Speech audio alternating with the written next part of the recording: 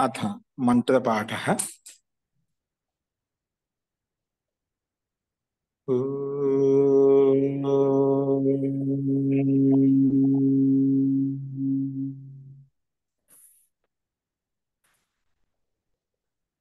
सहनाववतु सहनौ भुनक्तु सह वीर्यं करवावहै तेजस्विनावधीतमस्तु मा विद्विषावहै। ओम शांति शांति शांति।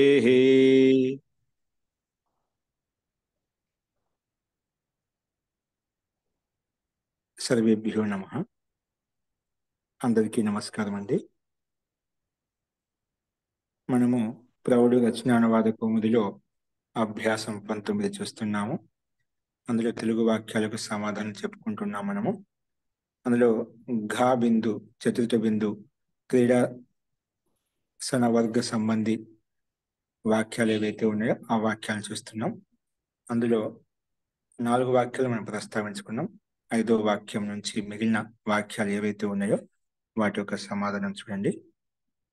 ఇక్కడ అంతిమ బిందు 4వ బిందులో ఘా బిందులో 5వ వాక్యం వచ్చేసి ఇక్కడ కళాశాల యొక్క తరగతుల్లో దాదాపుగా ఈ ఫర్నిచర్ ఉంటుంది, మేజు, కుర్చీ, డెస్కులు మరియు బెంచులు ఉంటాయి అని చెప్పుకున్నాము.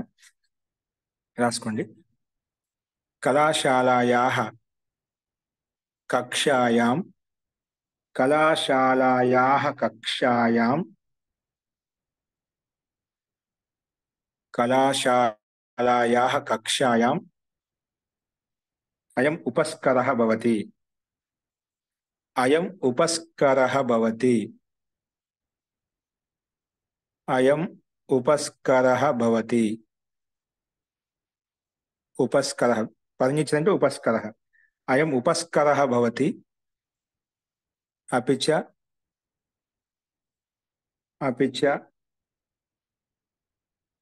ఫలకం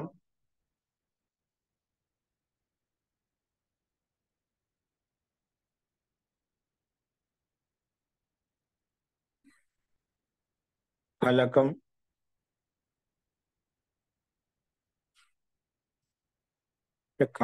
కళాశాలసు బహుశా చెప్పుకోవచ్చు. ఒక కళాశాల గురించి చెప్పుకుంటున్నాం. ఒక కళాశాలలో మనకు అనేక తరగతులు ఉంటాయి కదా. ఒకవేళ మనకు అనేక కళాశాలలో అనుకుంటే అక్కడ మనం తప్పు తీసుకునే వివక్షను బట్టి ఉంటుంది, తప్పులేదు.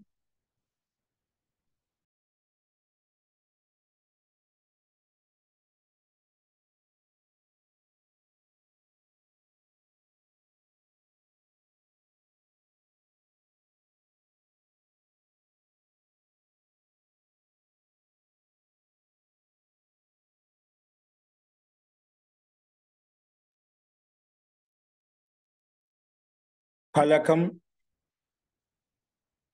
ఫలకం ఆసందిక ఆసందిక బహుశా చాలా బెంచ్ అనుకుంటే ఆసందికాః ఆసందికాః వివక్ష బట్టి ఏకవచనం రాసుకోవచ్చు. అప్పుడు ఆసందిక ఏకవచనం పెట్టుకుంటాం. అప్పుడు అన్ని బహుశం పెట్టుకోవాలి. ఉపస్కరాః ఆసందికాః ఫలకాని అదని బహుశం మార్చుకోండి. ఒకటే ఉండదు కదా. ఉపస్కరాః ఆచార్య ఫలకాని. ఫర్నిచర్ అంటే ఇంకా బహువచనమే ఉంటుంది ఆచార్య. ఫలకం శబ్దం కదా, దాన్ని అప్పుడు ఫలకం పలికే ఒక ఫలకం ఉపస్కరాః అన్నారు కదా, మళ్ళీ దానికి ఫర్నిచర్ అంటే ఏకవచనం కాదా, బహువచనం కూడా? అది మన హిందీలో చెప్తాం. ఓకే, హిందీలో ఫర్నిచర్ అని చెప్పాం. ఫర్నిచర్ అంటాం, ఫర్నిచర్ అంటాం. ఫర్నిచర్లు చాలా ఉన్నాయండి అంటాం. అది కూడా మనం ఉపయోగించుకుంటాం కదా. వివక్షను బట్టి అక్కడ ఫర్నిచర్లు అంటే బహువచనం కూడా మనం ఉపయోగిస్తాం. ఈ ఫర్నిచర్ బాగుంది. అది సందర్భాన్ని బట్టి ఫర్నిచర్ బహువచన వాచకం వస్తుంది, ఏకవచనం ఒక వాచకం కూడా అవుతుంది. మనం వాడే విధానం బట్టి ఉంటుంది అన్నమాట. అస్తు. ఇక్కడ మనకు పదం వచ్చింది, ఉపస్కర శబ్దం వచ్చింది కాబట్టి ఏకవచనంలో ఉంది, పుల్లింగంలో ఉంది. దానికి బహువచనంలో ఉపస్కరాః అలా తీసుకున్నాం. ఫలకం ఇక్కడ మేజ్ అంటే ఫలకం వచ్చేది, బహువచనం ఫలకాని. ఓకేనా. ఫలకాని భవంతి, అక్కడ కూడా మనకు భవతి అనేది భవంతిగా మారిపోతుంది.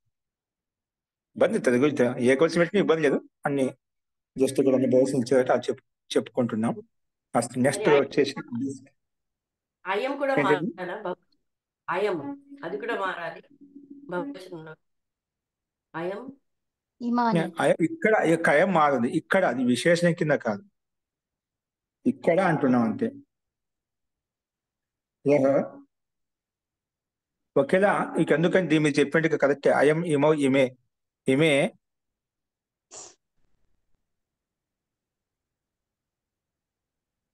వాక్యం అంటే యహో పని చేశారు. ఇమే అవి వీటన్నిటిని చెప్పుకుంటున్నాం కాబట్టి ఇమే ఫలకాహ, అలాగే బహువచనం రాసుకోండి. ఇమే ఫలకాహ. ఇక్కడ ఎందుకంటే ఇక్కడ అని అర్థం కాదు, ఇక్కడ యహో డెస్కులు బెంచ్లు బల్లలు అంటున్నాం కాబట్టి అది దానికే వర్తిస్తుంది. నేను ఇక్కడ అని శబ్దం అనుకున్నాను, ఇక్కడ కాదు కదా. ఇక్కడ యహ్ యహ్ అంటే ఈ ఫర్నిచరు, మేజు, కుర్చీలు, డెస్కులు. యహ్ ఏంటి అవే కదా. కాబట్టి బహువచనం చెప్తున్నా కాబట్టి ఇవి, ఇవి ఇది అన్నప్పుడు అనకుండా ఇవి అంటాం అనమాట. కాబట్టి బహువచనం రాసుకోవాలి. ఇమాని రాసుకోవచ్చా? అంటే ప్రారంభంలో పదం పుల్లింగ శబ్దం కదా, అందుకే ఇమాహ అని చెప్పుకున్నాం. ఇప్పుడు మహోదయ మళ్ళీ రిపీట్ చేయండి ఒకసారి కళాశాల. కళాశాల స్త్రీలింగం కదా. కళాశాలయా అని మళ్ళీ చెప్పాను. రిపీట్ చేయండి మహోదయ ఒకసారి. చెప్తున్నా. ఇప్పుడు కళాశాల స్త్రీలింగం అంటే అందుకే కళాశాలయాం అని చెప్పాను సప్తమి భక్తి ఏకవచనంలో. అవును. ఒకటేంటి అంటే ఒక నిమిషం, మీ ఇక్కడ సంబంధం ఏంటి?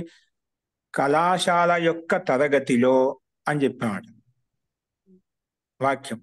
కళాశాల అన్నా అనుకోండి, అది సప్తమి భక్తిలోకి వస్తుంది. నేను ఇక్కడ ఏం చెప్పినట్టు కళాశాలయా కక్షాయాం, కక్షా స్త్రీలింగం. ఆ రకం సంబంధంలో తెలిపానమాట. అంటే కళాశాల యొక్క ఒక కళాశాల, ఆ కళాశాల తరగతి చాలా ఉన్నాయి. కళాశాలయాం కక్షాసు. మీరు ఇక్కడ ఈ శబ్దం తీసుకున్నారు, అందుకే చాలా మంది చెప్తారు. ఓకే అండి, అవును. ఓకే అండి. మీరు ముందు పదం చెప్తున్నారు, రెండో పదం కనెక్ట్ చేసుకోవాలి. కళాశాలయ కక్షాసు, కక్ష చాలా ఉండేదా. ఓకే అస్తు. అయితే నేనేమంటున్నానంటే కళాశాల కక్షాసు అని చెప్పొచ్చా? ఎందుకంటే అదే సమస్త సమస్త పని చెప్పుకోవాలి, వేరే విషయం. అలా చేసుకుని సమస్త పదంలో ఇబ్బంది లేదు. కళాశాల కక్షాసు అన్నా అనుకోండి, దానికి సంబంధం లేదు. అస్తు.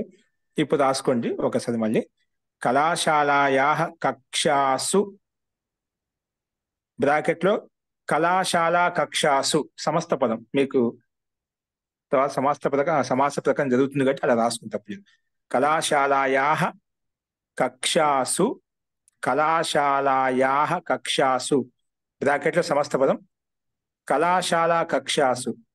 సందర్భం వచ్చింది కాబట్టి మీరు రాసుకుంటానేందుకు స్పష్టత ఉంటుంది చెప్పాను. ఇప్పుడు ఉపస్కర. ఇమే ఉపస్కరాహ. ఇక్కడ నేను ఇమే అంటే దీంట్లో మనకెన్ని పుల్లింగాలు ఉన్నాయి, స్త్రీలింగ శబ్దాలు ఉన్నాయి. ఇవి అంటున్నాం సామాన్యంగా. ఓకేనా? అలాంటప్పుడు నపుంసకలింగం వాడాలా అని నాకు డౌట్. దాంట్లో నియమం అంటూ ఉండొచ్చేమో, కాకపోతే పుల్లింగం ఇవి అంటున్నాం సహజంగా. ప్రారంభ శబ్దాలు. అంతిమ శబ్దం ఉంది, అంతిమ శబ్దం వచ్చి మనకు బెంచ్ అంటున్నాం. లేఖన పీఠం, పీఠం నపుంసకలింగం. నపుంసకలింగం అంటే అంతిమ శబ్దాన్ని ఆధారం చేసుకొని మనం చెప్పుకున్నట్లయితే ఇమాని వక్తుం శక్యతే. ఎందుకంటే అంతిమ పదం దాన్ని బట్టి మనం పదం చూసుకుంటాం కాబట్టి అలాగే రాసుకోండి. ఇమాని అలాగే రాసుకోండి. జీ. ఇమాని ఉపస్కరాహ ఆసందికాహ ఫలకాని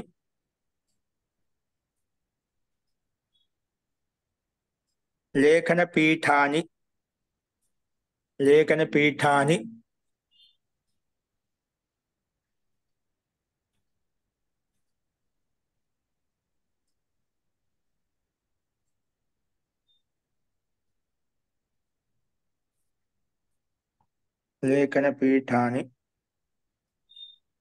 మధ్యలో వచ్చిందా?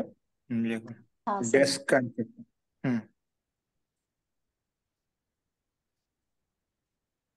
కాష్టాసనాని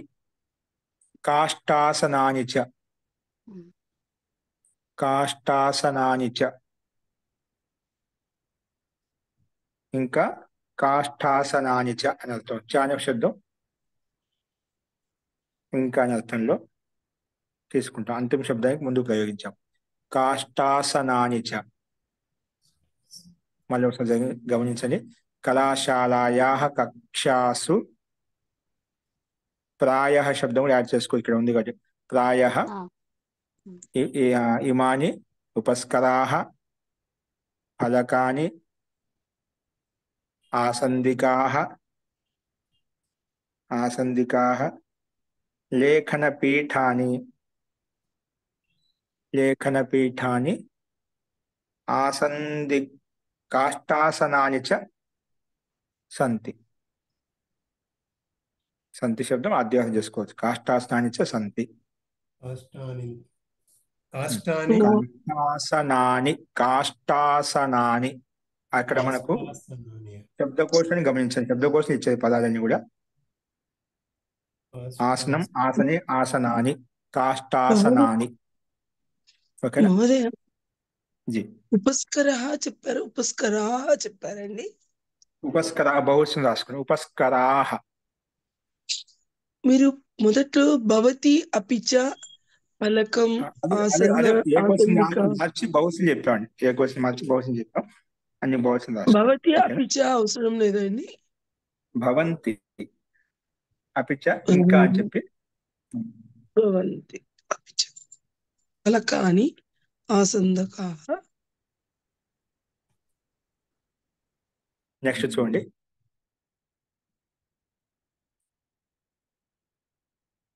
घरेलू फर्नीचर में खाट, पलंग, सोफा, तिपाही, अलमारी, बुक रैक, డైనింగ్ టేబుల్, పడాయి की मेज, కుర్చీ, ఆరాం కుర్చీ ఇవన్నీ ఉంటాయని చెప్పుకున్నాం. అస్తు.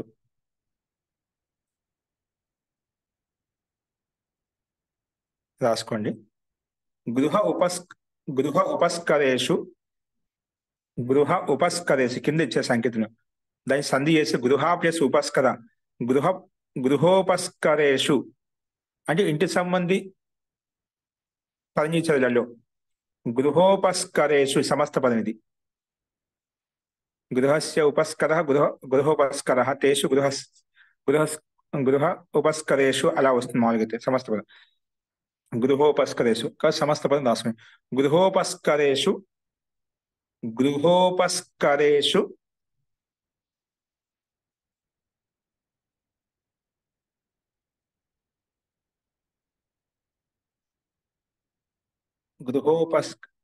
గృహోపస్కరేషు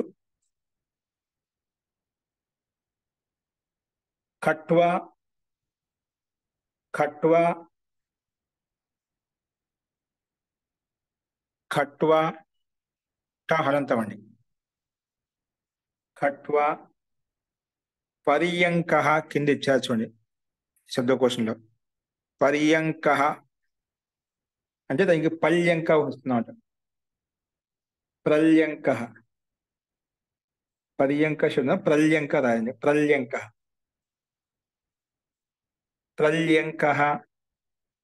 శోభ అంటే పర్యంక. శోభ అంటే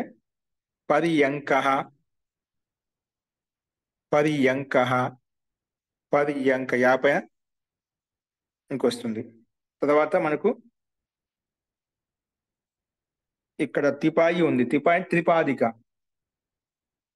తిపాయి అంటే ఇక్కడ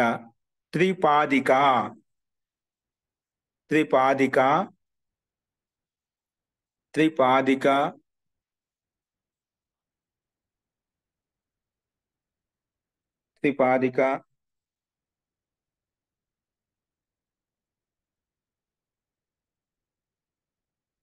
అలాగే కాష్ట మంజూష. అల్మారి అంటే కాష్ట మంజూష శబ్దం కోసం ఇచ్చారు చూడండి. కాష్ట మంజూష పుస్తకాధానం. నెక్స్ట్ ఇది బుక్ రాకండి. పుస్తకాధానం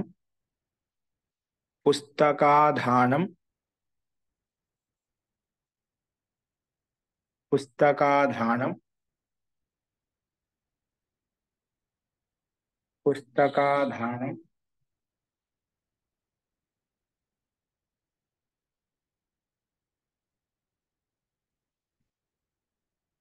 భోజన ఫలకం, భోజన ఫలకం, భోజన ఫలకం. నెక్స్ట్ లేఖన ఫలకం, లేఖన ఫలకం, లేఖన ఫలకం. సుఖాసందిక, సుఖం కూర్చుని సుఖాసందిక, లేఖన ఫలకం.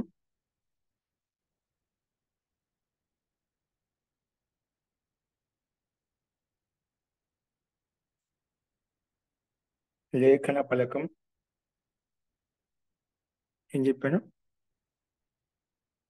లేఖన ఫలకం సుఖాసందిక, సుఖంగా కూర్చొని ఆసందిక, ఆరాం చేయదంట కదా, అది కూర్చొని ఊగుతూ కూర్చుండడం. సుఖాసందిక, సుఖ ప్లస్ ఆసందిక, సుఖాసందిక అయిపోయింది. సుఖాసందిక, ఆసందిక సామాన్యంగా ఉండేది, రెండు ఉన్నాయి ఇక్కడ. ఆసందిక, సుఖాసందిక, అది కూడా రాసుకోవాలంటే కుర్చీ. అలాగే మనకి ఏం ఇచ్చారంటే ఆరాం కుర్చీ, రెండు ఇచ్చారు, ఇత్యాది అనమాట. ఆసందిక, సుఖాసందిక ఇత్యాదయః, ఇత్యాదయః సంతి, ఇత్యాదయః సంతి, ఇత్యాదయః సంతి.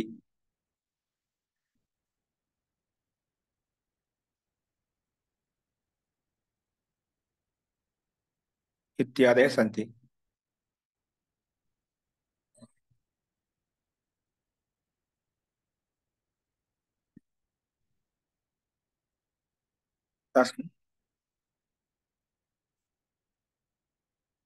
కొన్ని కార్యాలయంలో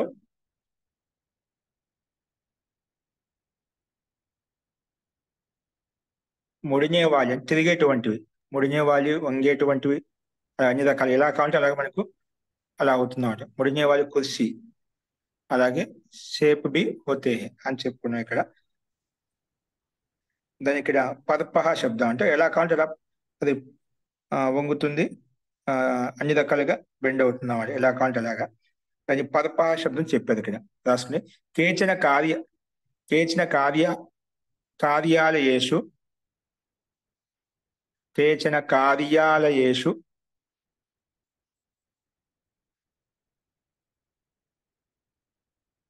కేచన కార్యాలయేషు కేచన కార్యాలయేషు పర్పహ, పర్పహ అంటే తిరిగేటువంటి కుర్చీ. పర్పహ, పర్పహ,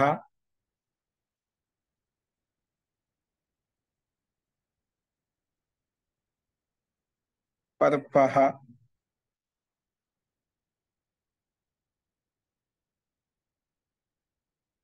అలాగే సోఫా, ఇక్కడ సేప్ అని శబ్దం వచ్చిందన్నమాట. పర్పహ. అలాగే లౌహ మంజూష, సేప్ అంటే లౌహ మంజూష అంటే ఇనుముతో కూడుకునేది. లౌహ మంజూష, అలమారి అంటాం, అలమారి లాగా ఉంటుంది, ఇనుముతో కొంచెం రేకుతో ఉంటుందన్నమాట.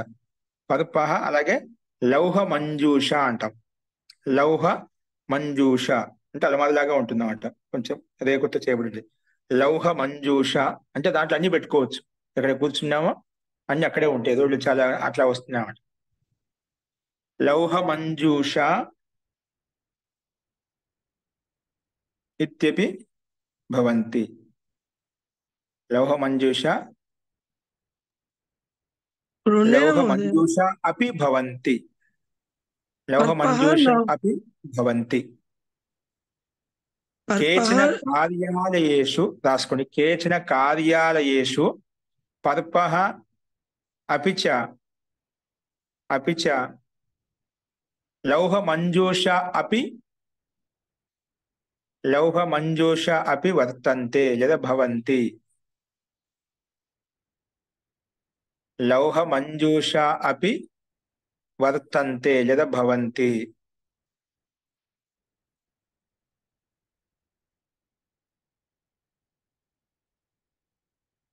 అస్తు, అంతిమ వాక్యం రాసుకుని.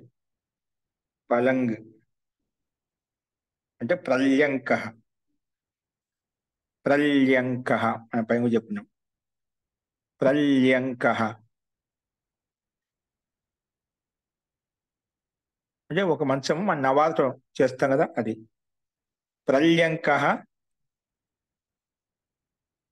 నివారేణ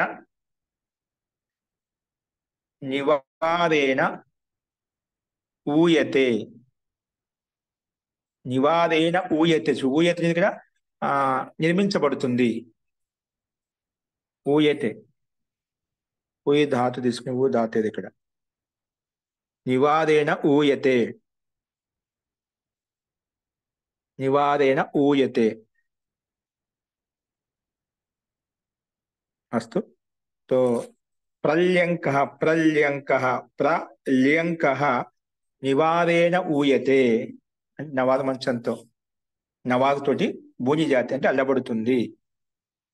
ప్రల్యంక నివారేణ ఊయతే, అల్లబడుతుంది. అస్తు. ఇవి మనకు 19వ అభ్యాసంలో ఉన్నటువంటి తెలుగు వాక్యాలకు సమాధానం అని చెప్పుకున్నాం. దాదాపుగా సంకేతంలో ఉన్నాయి, శబ్దకోశంలో ఉన్నాయి. మిగిలిన వాక్యాలకు సరళంగానే మనం ప్రయత్నం చేసి చూసాం ఇక్కడ. అస్తు. ఈ రకంగా ఈ 19వ అభ్యాసం ఇక్కడ మనకు పరిసమాప్తం అవుతుంది.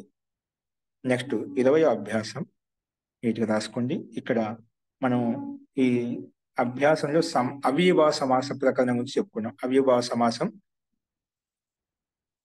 అనేది అవ్యయభావ సమాసం అంటే ఏమిటి, అవ్యయభావ సమాసానిలో ఏది ప్రాధాన్యంగా ఉంటుంది, అవ్యయభావ సమాసం ఏ అర్థాల్లో వస్తుంది, దానికి సంబంధించిన ఉదాహరణలు ఏమిటివి, అసలు సమాసం అంటే ఏమిటి, సమాసం ఎన్ని రకాలు ఇత్యాదివన్నీ చెప్పుకున్నాం మనం. ఇప్పుడు క్రమంగా అవ్యయభావ సమాసం తర్వాత రెండవ సమాసం ఏంటంటే తత్పురుష సమాసం. ఆ తత్పురుష సమాసం గురించి మనకు 20వ అభ్యాసంలో వస్తుంది. అదేంటో నీట్గా రాసుకోండి. నోట్స్ నీట్గా రాసుకోండి. ఎంత స్వయంగా రాసుకోండి. తెలిసిన ఈ పదాలు నాకు తెలిసినటువంటి చెప్పి దాన్ని ఉపేక్షించొద్దు. నోట్స్ ఎంత రాసుకుంటే అంత నీకు ఒక బలం కలుగుతుంది, ఒక ఆత్మవిశ్వాసం కలుగుతుంది. రాయడం కూడా ఒక కళ, అది కూడా నీకు తెలుస్తుంది. మనకు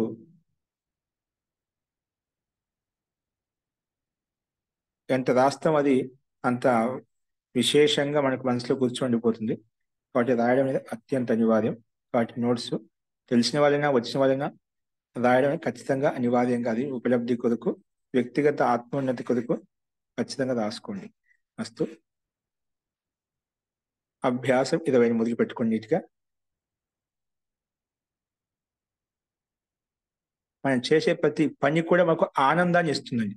మనం చేసే పని వ్యవస్థితంగా ఉంటే, రసయుక్తంగా ఉంటే, అది తెలియకుండానే అది మనకు నేను బాగా చేయాలి, బాగా రాయాలి, బాగా అర్థం చేసుకోవాలనే సంకల్ప బలంతో గట్టిగా ఉంటే నీకు రసాస్వాదాన్ని ఇస్తున్నామాట. ప్రతి పని కూడా ఆనందయుక్తంగా ఉంది, రసయుక్తంగా ఉంటుంది. అలా చేయడం కోసం ప్రయత్నం, సంకల్పం గట్టిగా ఉంటే అలాగే ముందుకెళ్తూ ఉంటుంది. కాబట్టి ఆ రకం ప్రయత్నం చేయండి. జిజ్ఞాస అనేది మనలో సంకల్పం, సత్య సంకల్పం అది అత్యంత అనివార్యం ఇస్తుంది, అత్యంత ప్రోత్సాహాన్ని ఇస్తుంది, అత్యంత నమ్మకాన్ని, ధైర్యాన్ని, ఉత్సాహాన్ని ఇస్తుంది. కాబట్టి వాటిన్నిటిని మీరు ఉత్సాహం పుంజుకోండి. నువ్వు చేసే ప్రతి కర్మ ఆ పరమాత్మను సాక్షిగా ఉంటూ, ఎందుకంటే పరమాత్మ అంతటా వ్యాపించి ఉన్నాడు. కాబట్టి రోజు కోసం మనం జ్ఞానం కొరకు చదువుతున్నాం, అది తెలుసుకోవాలి. వేద విద్యను తెలుసుకోవాలి, వేద విద్యను అర్థం చేసుకోవాలి. సంస్కృత విద్య నాకు తెలియాలి. కాబట్టి అటువంటి విద్యను మనం తెలుసుకుంటున్నాం, దేవ భాషని తెలుసుకుంటున్నాం, ఈశ్వరీయ భాషను తెలుసుకుంటున్నాం. అది మీరు సంకల్పబద్ధంగా ఉండి జ్ఞానం కొరకు రాస్తున్నారు, తెలుసుకుంటున్నారు. ఆ రకంగా మనసులో భావించి రాస్తూ ఉండండి. అస్తు. రాసుకోండి. శబ్దకోశ 475 వరకు చెప్పుకున్నాం. ఇప్పుడు 25 కలిపితే మొత్తం 500 శబ్దాలు ఇప్పటి వరకు చెప్పుకున్నాం. అది ధాతులు వచ్చాయి, శబ్దాలు వచ్చాయి, ఎక్కువగా క్రియాపదాలు వచ్చాయి, క్రియ విశేషణాలు వచ్చాయి, అవ్యయపదాలు వచ్చాయి. ఇవన్నీ మనం చూస్తూ వస్తున్నాము. అలాగా ఈ అభ్యాసంలో మొత్తం 500 శబ్దాలు ఉపయోగించి వాక్య నిర్మాణం చూసాం. వీటిని ఆర్డర్ చేసుకొని మీరు ఎప్పుడైనా సాహిత్యం చదివినప్పుడు మీకు 5000 వాక్యాలు తయారు చేస్తారని చెప్పిన ఆశ్చర్యం లేదు, అంతకని ఎక్కువ తయారు చేయగలుగుతారు. కానీ ఈ ఫండమెంటల్ మీకు బాగా ముందుకు వెళ్ళే కొద్దీ అభ్యాసం అవుతుంది. ఇంకా మస్తు రాసుకునేట్టుగా కాబిందు. మొట్టమొదటిగా శబ్దాహ సంస్కృతం రాసుకుని తెలుగులో శబ్దాలు అని రాసుకుని బ్రాకెట్లు పెట్టండి. శబ్దాహ బ్రాకెట్ తెలుగులో శబ్దాలు. అందులో ఒకటో శబ్దం ఏంటంటే రాసుకుని అగ్రజన్మన్. నీటి రాసుకుని చూసి బ్రాహ్మణుడు. అగ్రజన్మన్ అంటే బ్రాహ్మణ్ అంటే బ్రాహ్మణుడు. అగ్రజన్మన్ అంటే బ్రాహ్మణుడు.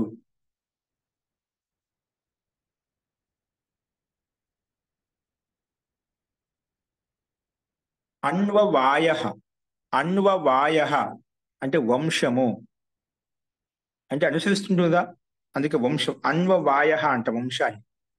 అన్వవాయ,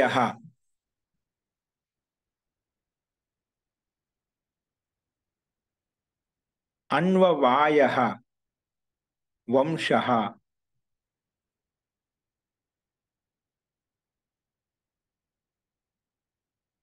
రెండవది మూడవది వాక్యం, మూడవ శబ్దం చాతుర్వర్ణ్యం, 4 వర్ణాలు. చాతుర్వర్ణ్యం మయా సృష్ట అని చెప్పి శ్లోకాంశం చెప్పుకుంటాం. చాతుర్వర్ణ్యం, చాతుర్వర్ణ్యం అంటే 4 వర్ణాలు. అంటే బ్రాహ్మణుడు, క్షత్రియుడు, వైశ్యుడు, శూద్రుడు 4 వర్ణాలు వస్తాయన్నమాట. చాతుర్వర్ణ్యం 4 వర్ణాలు, బ్రాహ్మణ, క్షత్రియ, వైశ్య, శూద్ర. నెక్స్ట్ విపశ్చిత్ విద్వాంసుడు. విపశ్చిత్ విద్వాంసుడు. విపశ్చిత్ విద్వాంసుడు. మీరు చేసే పని, ప్రతి పని కూడా దేవతలు, దేవతలను చూస్తున్నారు, ముక్తాత్మలు చూస్తున్నారు. మనం చేసే ప్రత్యేక కర్మ పరమాత్మ చూస్తున్నాడు. మనం చేసే ప్రతి కర్మలో నిష్ఠాగా చేసినా అంటే అక్కడ మనకు ధ్యానమయం అయిపోవచ్చు. ఇది ఒక ధ్యానం. మనం ఎందుకంటే సంధ్యా సమయం చదువుతూ ఉన్నామంట. సంధికాలం, సంధ్యా సమయం. ఇది కూడా బ్రహ్మోపాసన. బ్రహ్మోపాసన ఏదో ఒక విషయంలో లీనం అవుతాం. ఇప్పుడు మనం ఒక విషయంలో ఒక సబ్జెక్ట్ లీనమయ్యామట, సంధ్యోపాసన చేస్తున్నాం. ఇక్కడ అక్షర బ్రహ్మ గురించి తెలుసుకుంటున్నాం. అక్షర బ్రహ్మోపాసన చేస్తున్నాం. ఆ భావనతో మీరు ఒకే విషయం లీనం అయ్యి రాయండి. విపశ్చిత్ విద్వాంసుడు. శ్రోత్రియ, నెక్స్ట్ వాక్యం. శ్రోత్రియ అంటే వేదపాఠి. శ్రోత్రియులు అంటాం కదా, అందుకే శ్రోత్రియ వేదపాఠి, వేదపాఠకుడు అలా రాసుకోవచ్చు ఏ క్వశ్చన్లో. శ్రోత్రియ వేదపాఠకుడు. శ్రోత్రియ వేదపాఠకుడు.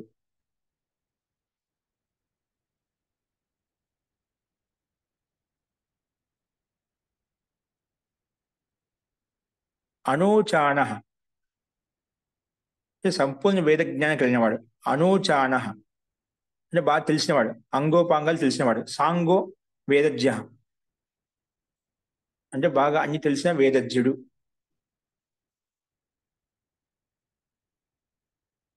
అనూచాన అంటే అన్ని అంగాలు తెలిసినటువంటి, అంగ ఉపాంగాలు తెలిసిన వేదజ్ఞుడు. అనూచాన. ఒక శ్లోకం వస్తుంది, యో వై యువాపి అనూచాన తం దేవాహ స్థవిరం విదు అని చెప్పి మనుస్మృతి వస్తున్నాడు. యో వై అనూచాన అంటే మన మధ్యలో అయితే అన్ని తెలిసిన వాడు, బాగా వృద్ధుడైన బాలకుడైనా సరే మనం అతన్ని అనుసరించాలి. జ్ఞాన వృద్ధులు అంటే కేవలం వయసుతో ఉండే వాళ్ళే, పెద్ద వయసు వాళ్ళే కాదు. యో వై అనూచాన మన మధ్యలో బాగా చదివిన వాడు, బాగా తెలిసిన వాడు, పిల్లవాడైనా పెద్దవాడైనా ఎటువంటి వాడైనా కూడా అక్కడ జ్ఞానాన్ని బట్టి వాళ్ళకి ఔన్నత్యం వస్తుంది, పెద్దరికం వస్తుంది అన్నమాట. వయసుతో కాదు, శరీరంతో కాదు, వారి యొక్క జ్ఞానాన్ని బట్టి వారిలో ఒక విశిష్ట స్థానం కలుగుతుంది.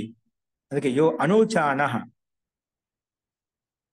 యో వై యువాపి అధీయాన అని చెప్పి మన శ్లోకాంశం చెప్పుకుంటా. అనూచాన శబ్దం అక్కడ వచ్చింది అన్నమాట.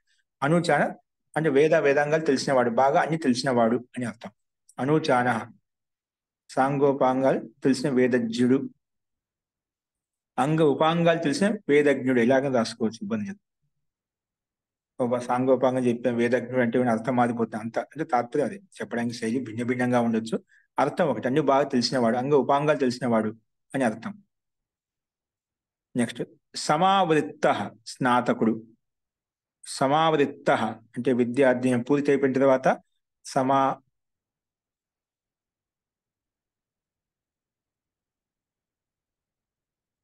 సమావర్తన సంస్కారం మనం చేస్తాం అన్నమాట. కాబట్టి సమావృత్త స్నాతకుడు.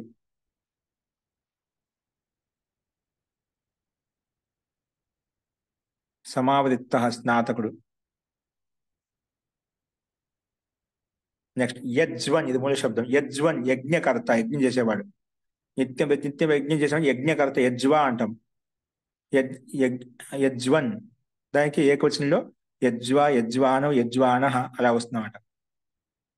అధ్వన్, అధ్వా, అధ్వా, అధ్వా, అధ్వానో, అధ్వాన అంటున్నారు అలాగా.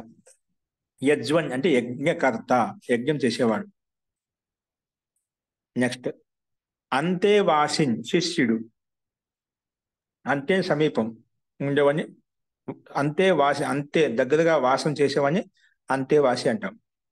ఎల్లప్పుడు ఆచార్యుడు దగ్గర, గురువు దగ్గర నువ్వు దగ్గరగా ఉంటూ సేవ చేస్తూ సేవా శుశ్రూష ద్వారా జ్ఞానాన్ని పొందుతూ ఉంటాడు కాబట్టి అంతేవాసి అంటుంటామట. విద్యను గ్రహిస్తూ ఉంటాడు కాబట్టి అంతేవాసి. అంతేవాసిన్ మూల శబ్దం మూల శబ్దం అంతేవాసిన్ శబ్దం, కానీ అంతేవాసి అలా వస్తుందన్నమాట ఏకోసారి. మహోదయ, ఆ, మూల శబ్దం అంటే ప్రాతిపదిక తీసుకోవాలా? ప్రాతిపదిక ఇచ్చారు. దానికి మనం కరిన్ శబ్దానికి కరీ, కరినవ్, కరిన అంటే అంతేవాసినికి అంతేవాసి, అంతేవాసినవ్, అంతేవాసిన అలా వస్తుంది. అదే దానికి సుప్పు కలుపుకుంటే గానీ అది మళ్ళీ పదం కింద తయారవదు. కింద బాధ కాదు. ఓకే, ధన్యవాదాలు. నెక్స్ట్ సరే, సతీర్ అంతేవాసి అంటే శిష్యుడు అండి. శిష్యుడు, శిష్యుడు.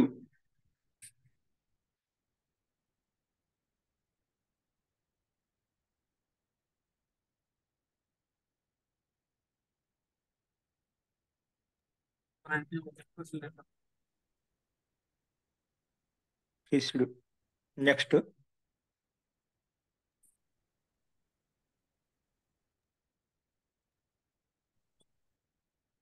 సతీర్థ్య అంటే సహపాఠి. అంతా సహపాఠి, ఒకే చాట అంతా కలిసి చదువుకుంటున్నారు, సహపాఠకులు అంట కదా. సతీర్థ్య అంటే సహపాఠి. నా సహపాఠి అండి ఇతను అంటుంటామట. సతీర్థ్య అంటే కలిసి, తీర్థ్యం అంటే విద్యను గ్రహించారు. ఒక చోట ఉండి ఒక స్థానంలో ఉండు కలిసిమెలిసి ఉంటూ విద్యను గ్రహించిన వాళ్ళు సహతీర్థ్య అంట వాళ్ళను. సతీర్థ్య సహ విద్యార్థి అని వచ్చింది. సహ విద్యార్థి. సతీర్థ్య, సతీర్థ్య సహ విద్యార్థి, తోటి విద్యార్థి, సహపాఠకుడు, మీ ఇష్టం ఏదైనా రాసుకుని. నెక్స్ట్ అద్వర అంటే యజ్ఞం. ఏంటండి? అద్వర అంటే యజ్ఞం. అద్వర అంటే యజ్ఞము. అద్వని శబ్దం వచ్చిన అజ్ఞ యజ్ఞం, హోమం అంటాం, యజ్ఞం అంటాం కదా, దానికి అద్వర శబ్దం వచ్చి అద్వర అంటే యజ్ఞం.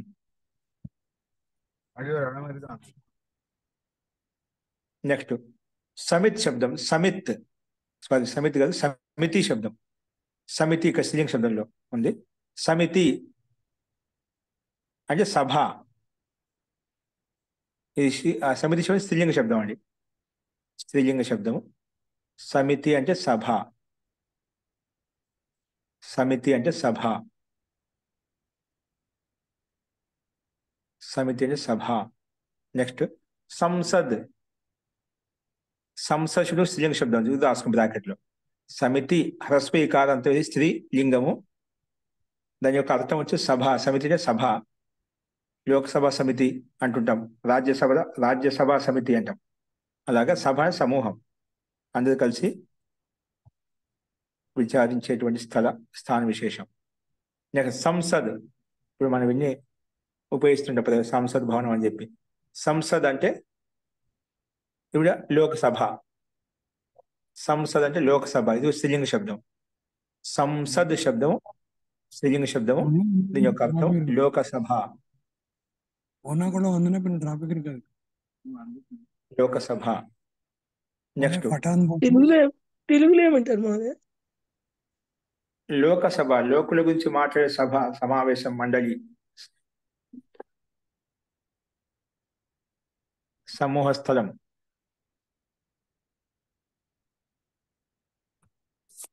ఎగువ సభ అంటారు. లోక్సభను ఫస్ట్ ఏంటండి? ఎగువ సభ అంటారు.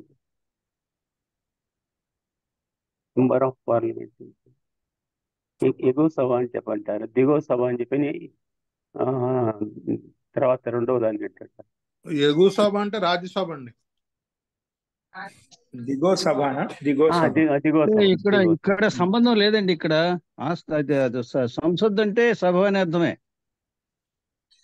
ఒక సభ మొత్తం, అది లోక్సభ, రాజ్యసభ. మొత్తానికి అది సభ, లోకసభ, రాజ్యసభ, ఏదో ఒక సభ. అంటే దాంట్లో విభజన లేదు, రాజ్యసభ వేరు, లోక్సభ అట్లా మనం విభాగం చేసుకున్నట్లయితే ఇక్కడ మనకు విశేషంగా లోక్సభ ఇచ్చేది కూడా అది తీసుకుంటాం. అంటే లోక్సభని ఇక్కడ రాశారు. ప్రజాప్రతినిధుల సభ అంటే ఆ, అది అది అది ఇంకా వైడ్ గా ఉంటుంది. లోక అంటే ఇంకా దాంట్లో ప్రజా ప్రతినిధులే ఉంటుంది కాబట్టి అందుకే లోక్సభ. ప్రతినిధులే ఉంటారు కదా. G G. నెక్స్ట్ రాసుకోండి. విశ్రాణం. విశ్రాణం అన వచ్చింది. విశ్రాణం అంటే ఇవ్వటం. చూడు, ఇవ్వటానికి కొత్త శబ్దం కనిపిస్తుంది ఇక్కడ. ఒక్క నిమిషం అండి, ఇంకోటి శబ్దం మిస్ అయిపోయాం. మిస్ అయిపోయాం. ఓకే, పైన రాసుకోండి. ఆస్థానం. ఆస్థానం అంటే సభాగృహం. సభాగృహం, సభలో ఉండేటువంటి స్థాన విశేషం. ఆస్థానం, ఆస్థానికులు అండి అంటుంటామంట. సభాగృహం, దీన్ని అసెంబ్లీ అంటాం. ఇప్పుడు అసెంబ్లీ హాల్ అంటే అసెంబ్లీ అందరూ కలిసి చర్చించే హాల్ అనమాట.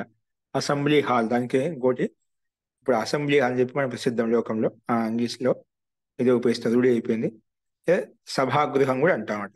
సభాగృహం లేదా అసెంబ్లీ హాల్ ఆస్థానం అంటే. నెక్స్ట్ సభాసద్. ఈ సభాసదుడు అంటే సదస్యుడు అని అర్థం. సభాసద్ అంటే సదస్యుడు. సభాసద్ అంటే ఈ సభకి సదుడు అంటే సదస్యత కలిగిన వాడు, భాగం కలిగిన వాడు, అవయవయుక్తంగా ఉన్నవాడు. అలాగా సభాసద్ అంటే సదస్యుడు, సదస్సులో ఒక భాగం కలిగిన వాడు అని అర్థం. సదస్యుడు. సభాసద్ అంటే సదస్యుడు. నెక్స్ట్ స్థండిలం. స్థండిలం. స్థండిలం అంటే చబూతరా. అంటే మనం 4 రోడ్లు కలిసే స్థాన విశేషం ఉంటుంది కదా. ఎక్కువ గ్రామాలు ఒక చెట్టు కింద గ్రామస్తులంతా కూర్చుని ఆలోపించి ఒక చెట్టు కింద కూర్చుని ఒక చౌరాస్తా, ఒక అదుగులాగా ఉంటుంది అన్నమాట. చబూతరా అంటాం దాన్ని. స్థండిలం ఒక గ్రామ పెద్దలు అందరూ వచ్చి అక్కడ కూర్చొని రచ్చబండ ఆచార్య. రచ్చబండ లాగా ఉంటుంది. జీ, రచ్చబండ, చబూతరా. దాన్ని స్థండిలం అంటాం. స్థండిలం అంటే అందరూ నిలబడతామట. ఖాళీగా ఉండే వాళ్ళంతా ఎవరైనా అక్కడ వచ్చి కూర్చొని మాట్లాడుకుంటుంటారు సరదాగా. పెద్దవాళ్ళు కావచ్చు, పిల్లలు కావచ్చు, అందరూ కూడా. దాన్ని కచేరీ అంటారండి. కచేరీ కచేరీ కచేరీ కూడా అనొచ్చు. ఒక్కొక్క ప్రాంతంలో ఒక్కొక్క రకంగా దాన్ని ఉల్లేఖిస్తుంటాం, చెప్తూ ఉంటాం. కాబట్టి చబూతరా అనొచ్చు, కచేరీ అనొచ్చు.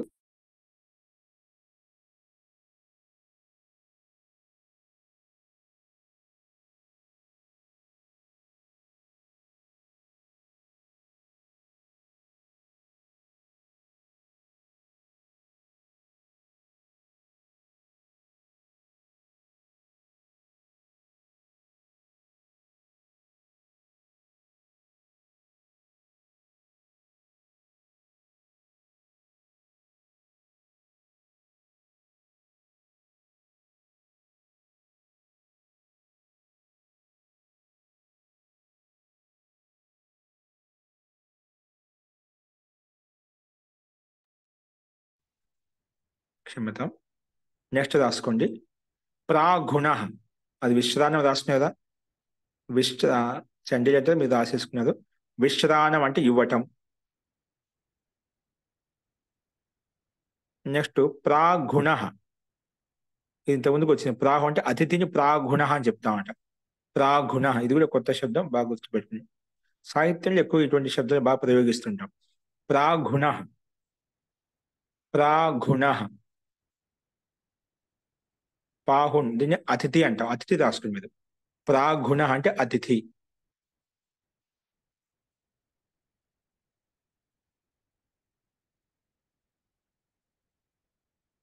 ప్రాగుణ అంటే అతిథి. నెక్స్ట్ సపర్యా. సపర్య చేస్తున్నాడు, బాగా చక్కగా పూజ చేస్తున్నాడు, సపర్య క్రియలు చేస్తున్నాడు అన్ని కూడా అంటాం. సపర్యా అంటే పూజ, సపర్యా అంటే పూజ, సపర్యా అంటే పూజ.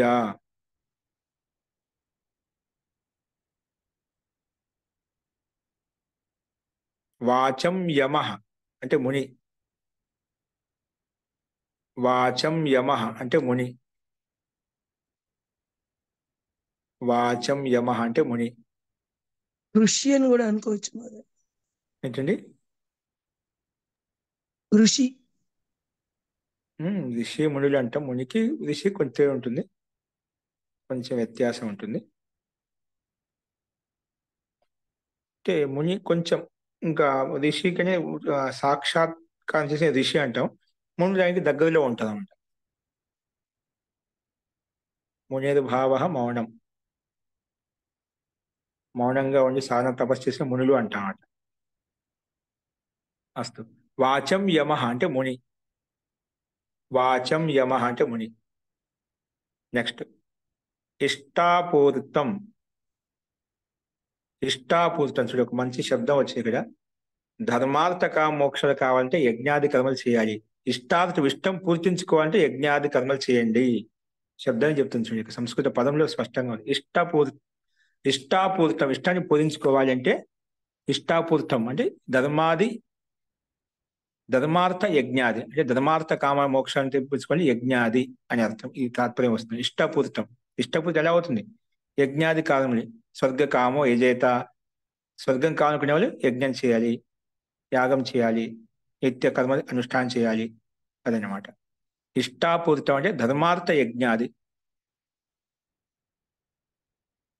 ధర్మార్థ యజ్ఞాది, ధర్మం కొరకు, అర్థం కొరకు, మోక్షం కొరకు, ఇవన్నీ సుఖ విశేషం కొరకు యజ్ఞాది.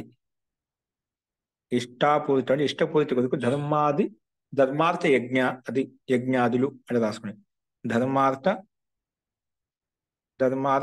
కామోక్షం కొరకు యజ్ఞాదులు, ఆ భావం తీసుకుంటే ఇక్కడ ఈ శబ్దానికి యజ్ఞాదులు.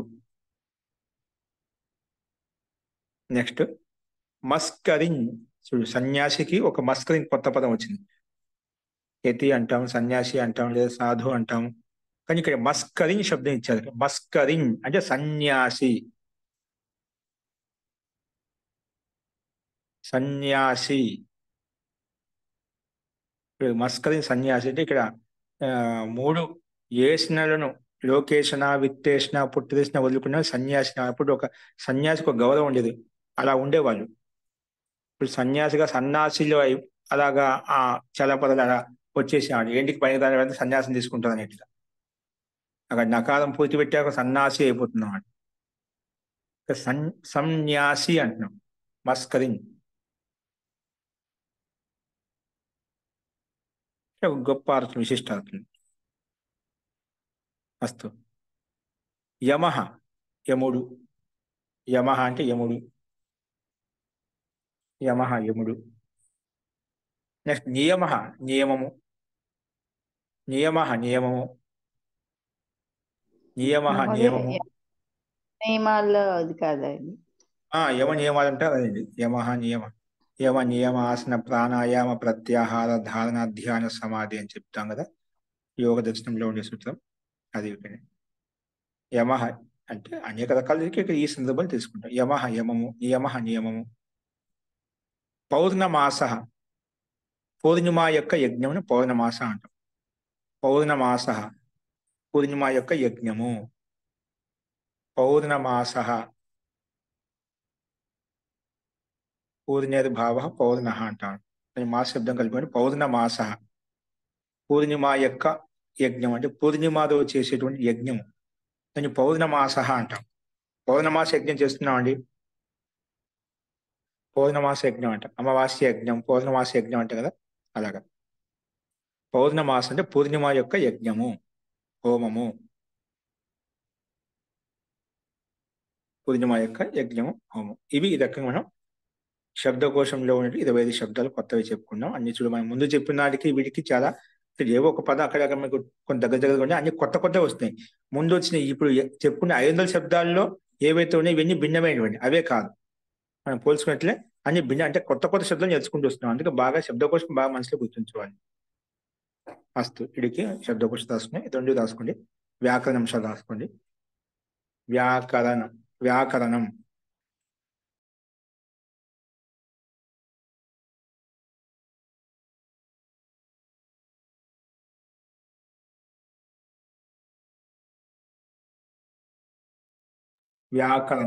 బ్రాకెట్ లో వ్యాకరణంశాలు ఏం చెప్పుకోబోతున్నా అది కింద ఇచ్చారు బ్రాకెట్ లో. పతి శబ్దం ఒకటి, పతి శ్రుధాతు తత్పురుష సమాస, శ్రుధాతు తత్పురుష సమాస, తత్పురుష సమాస బ్రాకెట్ లో చేసుకోండి. అది ఈ అభ్యాసంలో తత్పురుష సమాసం గురించి చెప్పుకుంటామంట. అందులో ఒకటో బిడ్డ రాసుకుంది. పతి శబ్దం యొక్క రూపాలను పూర్తిగా స్మరించండి. పతి శబ్దం యొక్క రూపాలను పూర్తిగా స్మరించండి మరియు రాయండి. పతి శబ్దం యొక్క రూపాలను పూర్తిగా స్మరించండి మరియు రాయండి. చూడు, శబ్ద సంఖ్య 6 పరిశిష్టానికి పంపించా. క్రమ సంఖ్య 6లో ఈ శబ్ద రూపం ఇవ్వబడింది. అది గ్రూపులో పంపిస్తా, రాసుకోండి. అందరికి తెలిసే ఉంటే గూగుల్లో సెర్చ్ చేసినా వస్తుంది శబ్ద రూపమాలలో. కానీ అక్కడక్కడ కొన్ని తప్పులు ఉంటాయండి, అవి గమనించాలి మీరు. కొన్ని శబ్ద రూపమాలలో అక్కడ తప్పులు ఉన్నాయన్నమాట, అది చూసి అర్థం చేసుకోండి. నెక్స్ట్ రెండవ బిందు, శ్రుధాతునకు 10 లకారాల్లో రూపాన్ని రాయండి మరియు స్మరించండి. శ్రుధాతునకు 10 లకారములలో రూపాలను రాయండి మరియు స్మరించండి. శ్రుధాతునకు 10 లకారములలో 10 లకారాల యొక్క రూపాలను రాయండి, 10 లకారముల యొక్క రూపాలను రాయండి మరియు స్మరించండి. చూడు, ధాతు సంఖ్య 16. ధాతు సంఖ్య 16. ఇవి మీరు రేపు చేయాల్సినటువంటి వర్క్. 10 శబ్దం రాసుకోండి మొత్తం. అలాగే శ్రుధాతును 10 లకారాలు ఖచ్చితంగా రాయండి. ఎంత రాస్తే అంత మంచిది. కనీసం ఇది రాయడం వల్ల ఏమవుతుందంటే ఇది లట్లకారమా, లిట్లకారమా, లోట్లకారం మీకు రాయంగా మీకు ఒక అవగాహన వచ్చి శబ్దం యొక్క స్వరూపం చూడగానే నీకు వెంటనే అర్థం వస్తుంది. కాబట్టి 10 లకాల అర్థాలు చెప్పినదా, లట్లకారం వర్తమాన కాలం, లిట్లకారం పరోక్ష భూత కాలము, అలాగే లుట్లకారం అన్యదిన భవిష్యత్ కాలము, లిట్లకారం అద్యతన భవిష్యత్ కాలము, లోట్లకారం ఆజ్ఞార్థము, అలాగే లింగిలకారం విధి విధాన అర్థంలో వస్తుంది, ఆజ్ఞ ఇవ్వడం ఆజ్ఞ తీసుకోవడంలో. అలాగే ఆశ్రయలింగి లకారము ఆశీర్వాదం ఇచ్చే అర్థంలో, లుంగు లకారం అద్యతన భూతకాలంలో, లంగు లకారము అని నిన్న మనం జరిగిపోయిన దాంట్లో లంగు లకారం ఉపయోగిస్తాము. అదే లుంగు లకారం ఈరోజు జరిగిపోయిన దాంట్లో ఉపయోగిస్తాము. అలాగే లుంగు లకారము హేతుమత్ భవిష్యత్ కాలంలో. ఆ అర్థం 10 లకాల అర్థం తెలిసినప్పుడు అలా రాయంగా మీరు చూసి రాస్తూ ఉంటుంది. కాబట్టి లగ్న లకాలం రూపం ఇలాగే వస్తుంది, లుంగ్ రూపం ఇలాగే వస్తుంది. రాయంగా చూస్తూ మీకు రూపం యొక్క స్వరూపం తెలిసిపోతుంది. అప్పుడు మీకు సాహిత్యం చదవడంలో మీకు సహజంగా ఇది లకారం తెలిసినప్పుడు ఇది ఏ లకారం అని చెప్పి దాన్ని బట్టి స్వరూపం చూడగానే అన్ని, ఎందుకంటే లుంగు లకారం యొక్క రూపాలు ఒకే రకంగా ఉంటాయి. కొంచెం లుంగు రకాలు మారుతూ ఉంటాయి. అయినప్పటికీ కూడా మీరు 7 రకాలు ఉన్నాయి. లుంగు లకారానికి సంబంధించినటువంటి రూపాలు 7 రకాలు ఉన్నాయి. అవి మాటి రాయంగా 7 రకాలు ఒక రకం తెలిసిందంటే దాన్ని బట్టి అన్ని ఒకే విధంగా ఉంటాయి. అలాగే 4 రూపాయలు చూసినప్పుడు రాయంగా ఉంటుంది, మీకు తెలిసిపోతున్నాడు. ఆ లంగి లకారం యొక్క రూపం ఒకే విధంగా ఉంటుంది, లింగి లకారం యొక్క రూపాలు ఒకే విధంగా ఉంటాయి. అన్ని దాంట్లో దాదాపుగా ఎంత మారినప్పటికీ కూడా కొంచెం ఒకే తత్వం ఒకే ప్రత్యయంతో తయారైన శబ్దాలు కాబట్టి అర్థం చేసుకోవచ్చు. అందుకే ప్రతి ఒక్కరూ రాయండి పుస్తకంలో, నోట్బుక్ లో. 10 లకారం మన దగ్గర బుక్ ఉంది కదండి, ఇంకెందుకు రాయడం ఉంది అనుకోవద్దు. ఉన్న కూడా చూసి మీరు మళ్ళీ రాయండి. మస్తు ఈ రకంగా ఈ 2 శ్రుధాతునకు 10 లకారాలు 10 శబ్దం రాసుకోవచ్చండి. రేపు తత్పురుష సమాసం అంటే ఏమిటి, తత్పురుష సమాసం యొక్క ఉదాహరణలు ఏ రకంగా ఉంటాయి, దానికి సంబంధించినటువంటి ప్రక్రియ ఏ విధంగా ఉంటుంది, ఇంకా తత్పురుష సమాసం యొక్క అర్థం ఏంటి, తత్పురుష సమాసం ఏ రకంగా ఉపయోగిస్తాం, ఏ సందర్భంలో ఇస్తాం, ఎటువంటి అర్థాలు వస్తుంది, ఇవన్నీ క్రమంగా మనం ప్రథమ, ద్వితీయ, తృతీయ ఇవన్నీ తత్పురుష సమాసాలు ఏ విధంగా ఉంటాయని ఉదాహరణ సహితంగా మనం సూక్ష్మంగా చెప్పుకోవడానికి దాదాపుగా అన్ని అంశాలు వచ్చే విధంగా చెప్పుకోవడానికి ప్రయత్నించేద్దాం. అస్తు అస్తు. ఇంకేం సందేహం అంటే తర్వాత చూద్దామండి. శాంతి పాఠ.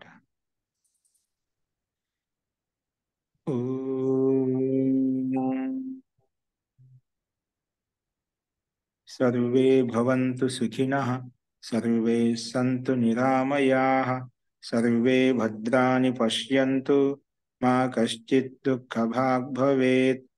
ఓం శాంతి శాంతి శాంతి. సర్వేభ్యో నమః. అందరికీ నమస్కారం నమస్తే అండి. మహోదయ. నమస్తే మహోదయ. నమస్తే మహోదయ.